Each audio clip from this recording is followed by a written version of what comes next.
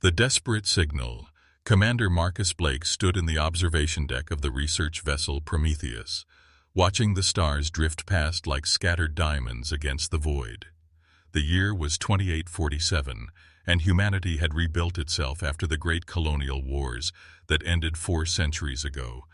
Now they lived in peace across 47 star systems, focusing on science, art, and exploration rather than conquest. Marcus had been exploring the Outer Rim territories for 8 years, cataloging new worlds and searching for signs of ancient civilizations. His crew of 35 scientists and explorers shared his passion for discovery. They were far from the core worlds now, near the edge of what spacers called the Void Sector, a region of space that had been declared off-limits since before Marcus was born. The Void Sector was where the old human colonies had once thrived, before something wiped them out completely during the final years of the colonial wars. Official records claimed the colonies had destroyed themselves in civil conflict, but Marcus had always wondered about the lack of debris or survivors. It was as if entire worlds had simply vanished without a trace. Dr. Sarah Chen, the ship's xenobiologist and amateur historian, approached Marcus with a concerned expression. She was young, but brilliant, with an uncanny ability to piece together fragments of the past. Her dark hair was pulled back in a practical ponytail, and her eyes held the excitement of someone who had just discovered something important. "Commander, you need to see this," Sarah said, holding up a data tablet. "We've been picking up something strange from deep in the Void Sector. It's faint, but our long-range sensors are detecting what appears to be an artificial signal." Marcus raised an eyebrow.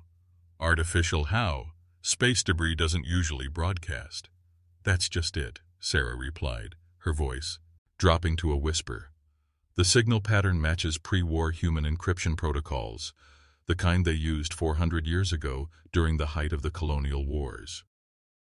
The implications hit Marcus immediately. If there was a human signal coming from the Void Sector, it meant someone had survived whatever catastrophe had claimed the lost colonies. It meant there might be people out there who had been waiting for rescue for centuries. Marcus followed Sarah to the communications station where Lieutenant James Wright, their signals officer, was bent over his instruments with intense concentration. Wright was a thin man with careful hands, and the patience needed to tease meaning from the chaos of space static. "Play it for me," Marcus said. Wright adjusted his controls and the bridge speakers filled with static. Then, through the interference, came a voice. It was human, speaking standard English, but the accent was old-fashioned, and the words carried a weight of desperate urgency. "This is Colony Defense Station Titan, calling any human vessel. Repeat, this is Titan Station. We are in critical need of immediate assistance. The enemy has returned. Repeat, the enemy has returned. Authorization code, Omega 77 Alpha. If anyone receives this message, the protocol must be activated. The sleepers must be awakened." The message repeated twice more, then started over from the beginning. The bridge fell silent as everyone absorbed what they had heard. Dr. Chen was the first to speak. "Commander, according to our historical archives, there was never a Colony Defense Station Titan. And that authorization code, I've never seen anything like it in any of the declassified military records." Wright looked up from his station. "Sir, the signal is definitely coming from deep in the Void Sector. Based on the degradation patterns, it's been broadcasting for a very long time, maybe centuries." Marcus stared at the tactical display showing the signal's origin point. It was 3 days away at maximum speed, well inside the forbidden zone. Entering the Void Sector without authorization would mean court-martial and the end of his career. But the thought of people waiting for rescue, broadcasting their distress call for hundreds of years, made the choice simple. "Right, send a priority message to Fleet Command. Tell them we've detected a distress signal from coordinates." Marcus read off the numbers from the display. "Request immediate permission to investigate." "Sir," Dr. Chen said carefully, "are you sure Command will approve? The Void Sector has been off-limits since the end of the colonial wars. There are probably good reasons for that." "There are people out there asking for help, Sarah. In 800 years of space exploration, humanity has never abandoned anyone who called for rescue. I'm not about to start now." The reply from Fleet Command came 18 hours later. Marcus read it privately in his quarters, feeling his frustration build with every word. Investigation denied. Proceed to Kepler Research Station for scheduled supply transfer. Signal likely echo from old automated systems. Do not deviate from assigned course under any circumstances. Marcus sat back in his chair, staring at the message. The bureaucrats at command had never stood on the bridge of a ship, listening to desperate voices calling across the void. They didn't understand that every distress call was someone's last hope. He called his senior officers to the briefing room. Dr. Chen, Wright, and his first officer, Commander Lisa Torres, sat around the small table, waiting for him to speak. Torres was a steady woman with 20 years of fleet experience, someone Marcus trusted completely. "Command has denied our request," Marcus said without preamble. "They want us to pretend we knew." Ver heard that signal and continued to Kepler Station. Torres frowned. "That's unfortunate, but we do have our orders, sir." "Yes, we do," Marcus agreed. "But we also have our duty. That signal isn't an echo from old equipment. Someone is out there, and they've been calling for help for centuries. I can't ignore that." Dr. Chen leaned forward. "What are you suggesting, Commander?" "I'm suggesting we take a small detour. 3 days to investigate the source of that signal. If there are survivors, we help them. If it's just old equipment, we confirm that and continue to Kepler Station. Command will be angry, but they can't court-martial me for trying to save lives." The room was quiet as his officers considered the proposal. Marcus could see them weighing their careers against their consciences, duty against orders. Wright spoke first. "I'm with you, Commander. That signal, there's something about it that doesn't feel like automated equipment. The voice patterns are too complex, too emotional." Dr. Chen nodded slowly. "The historical implications alone would be enormous. A surviving colony from the pre-war era could teach us so much about what really happened during those final years." Commander Torres was the last to decide.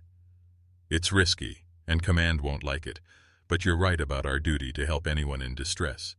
If there's even a chance there are survivors, we have to try." Marcus felt relief wash over him.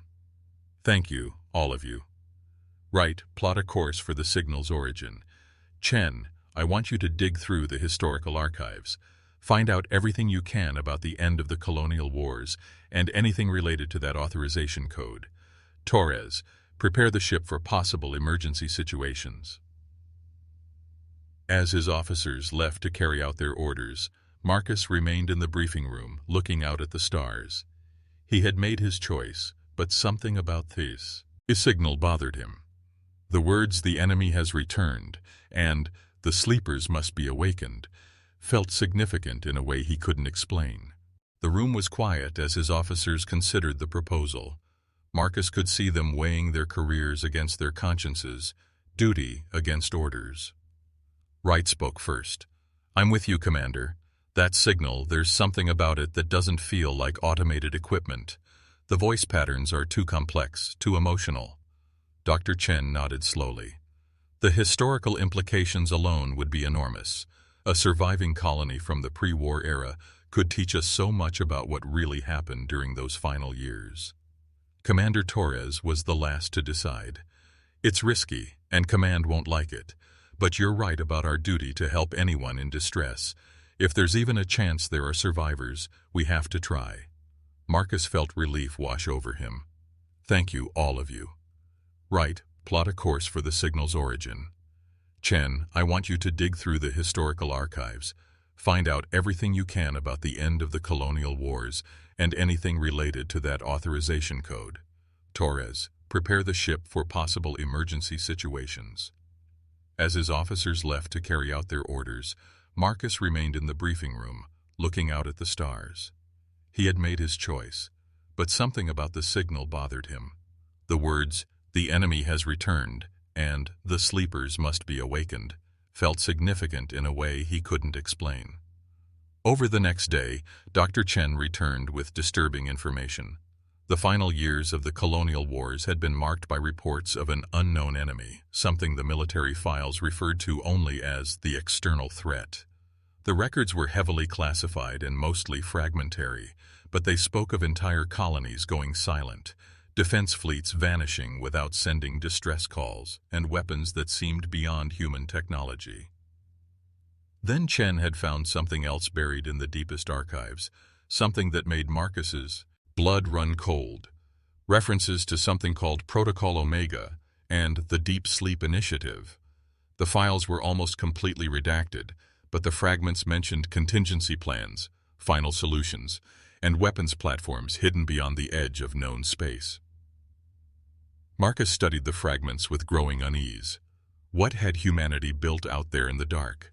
What were the sleepers that the signal kept mentioning, and what enemy had returned after 400 years of silence? The Prometheus jumped to faster-than-light speed, racing toward answers that Marcus wasn't sure he wanted to find.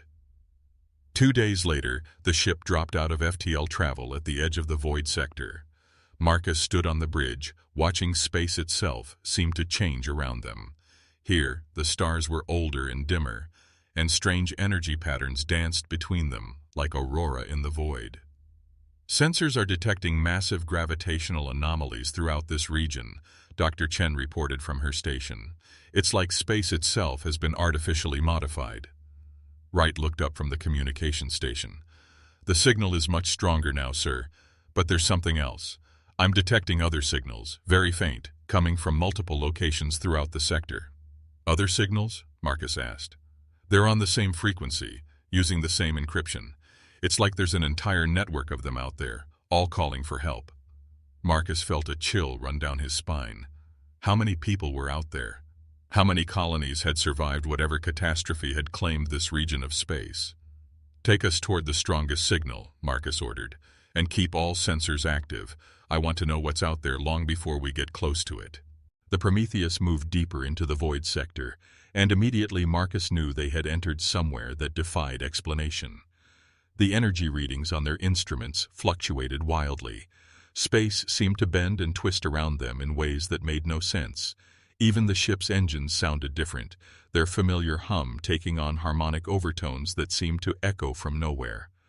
"Commander," Wright called out, his voice tight with excitement and fear. "I'm detecting artificial structures ahead, multiple structures. They're huge, sir, bigger than anything in the current human fleet." Marcus felt his heart rate increase. "Put it on the main screen."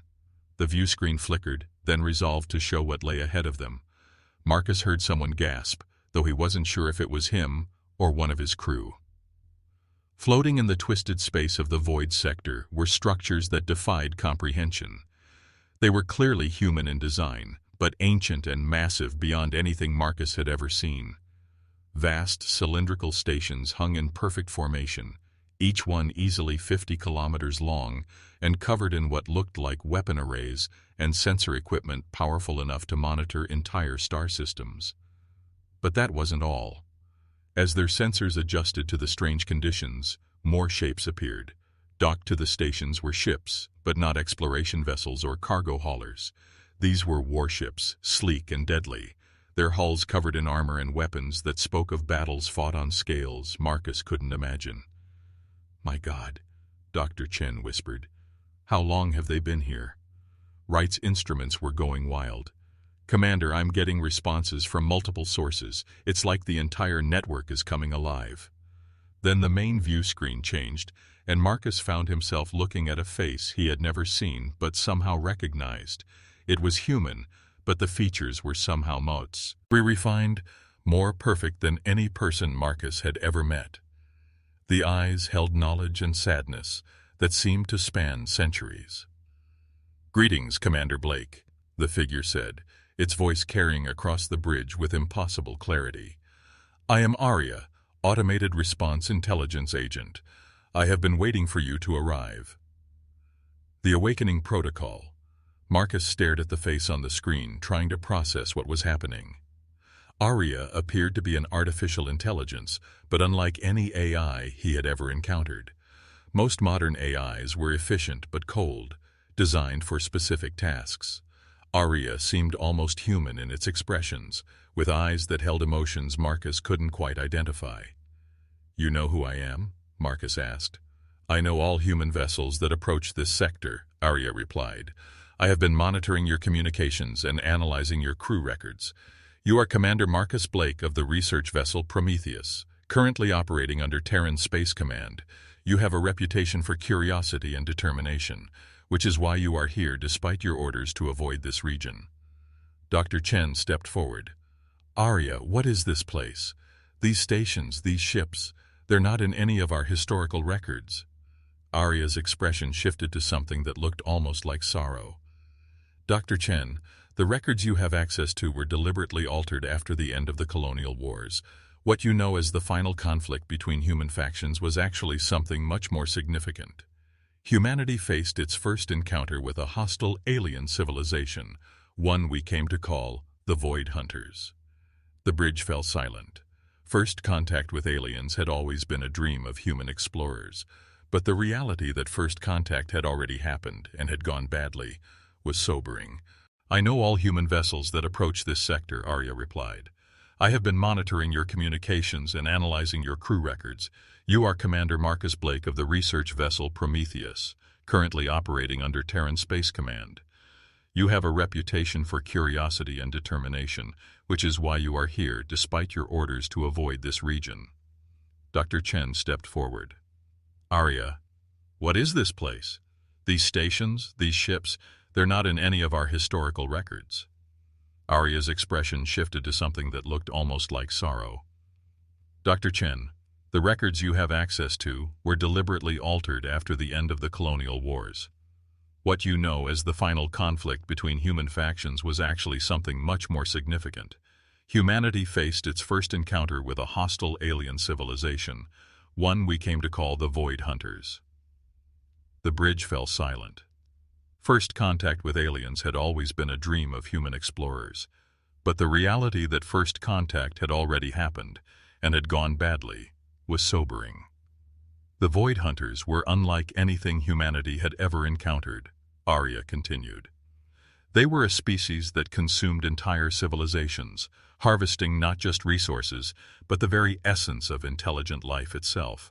They had destroyed dozens of alien races before they found us. Lieutenant Wright looked up from his station. The colonies that disappeared, the defense fleets that vanished without sending distress calls. All consumed by the Void Hunters, Arya confirmed. Humanity fought bravely, but our technology was no match for theirs. Entire star systems were evacuated as their ships advanced through human space, leaving nothing but dead worlds behind. Commander Torres stepped forward. If they were so powerful, how did humanity survive? We rebuilt after the colonial wars and spread across its 47 systems. Arya's expression became almost proud. Because humanity did what it does best when faced with impossible odds. They adapted, they innovated, and they refused to give up. A secret project was initiated, led by the greatest minds of the era. They called it Protocol Omega. Marcus felt pieces of the puzzle clicking into place. The Deep Sleep Initiative, the stations, the ships, they're all part of some kind of contingency plan. Exactly, Arya said. While the official human fleets fought a delaying action, these stations were constructed in the deepest regions of space.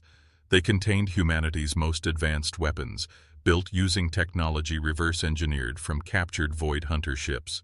But more than that, they contained something the aliens could never replicate: human determination and ingenuity. The main screen changed to show a schematic of the stations surrounding them. Marcus could see that each one was a self-contained weapons platform capable of supporting thousands of crew members. The ships docked to them were massive dreadnoughts, armed with weapons that seemed to bend the laws of physics. The plan was simple in concept, but staggering in execution, Arya explained.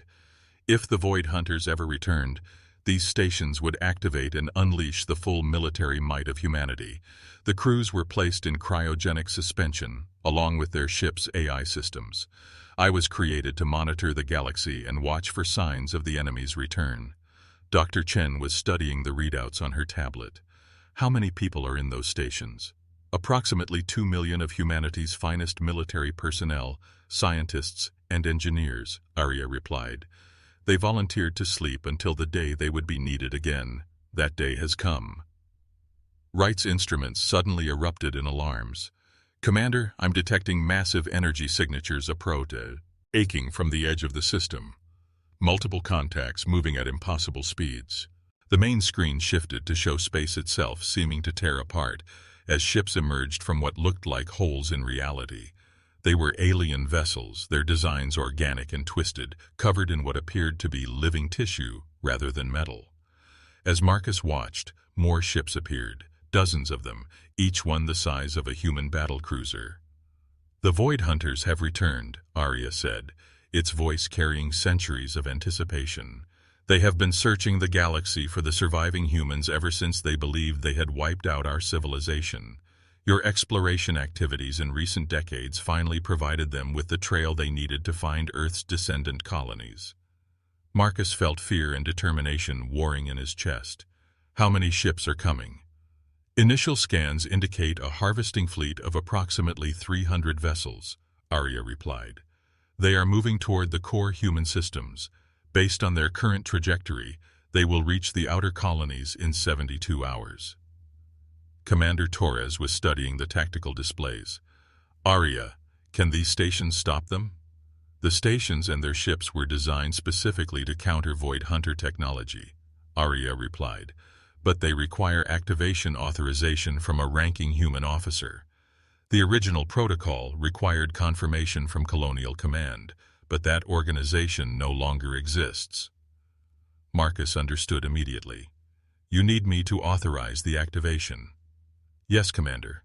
As the senior human officer present, you have the authority to implement Protocol Omega, but you must understand what you are choosing. Once awakened, these forces cannot be recalled. They will hunt down every Void Hunter ship in the galaxy and destroy them utterly. This will mean war on a scale not seen since the original conflict." Dr. Chen looked at Marcus with wide eyes. "Commander, this is a decision that affects all of humanity. Should we contact Fleet Command?" "There isn't time," Marcus replied, watching the alien ships advance on the tactical display.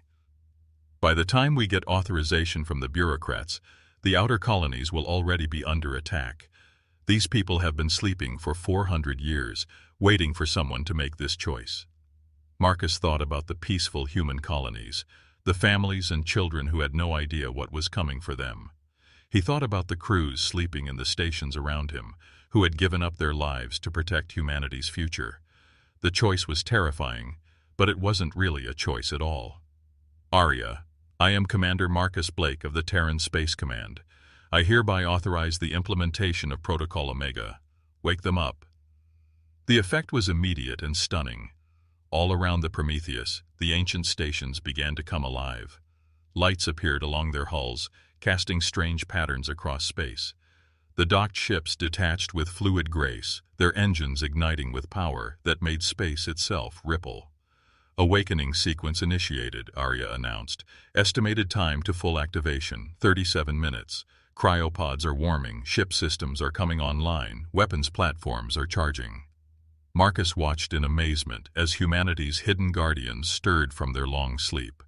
Ships that dwarfed anything in the current human fleet moved with predatory grace, taking up formation around the stations.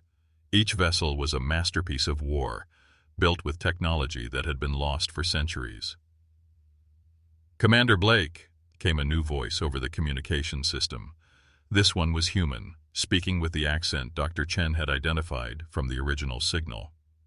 "This is Admiral Catherine Ross of the Titan Defense Fleet. Thank you for waking us up. Arya has briefed me on the current situation. We have incoming Void Hunters and defenseless colonies. Standard response protocols are in effect."